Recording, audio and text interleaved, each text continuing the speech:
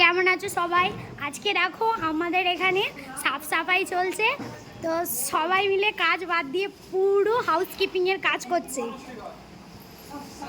পুরো ফ্লোর পরিষ্কার হচ্ছে। জ্যোৎস্না তো একদম মানে ফুল দমে পরিষ্কার করতে লেগে গেছে।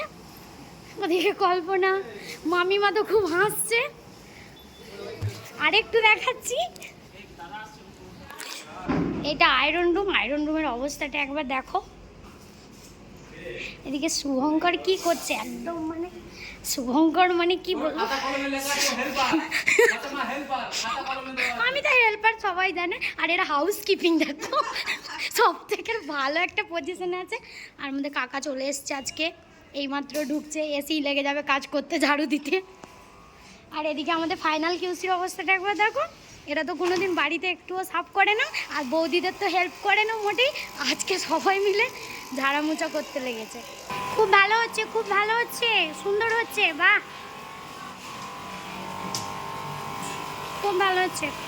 কাজ করো, কাজ করো।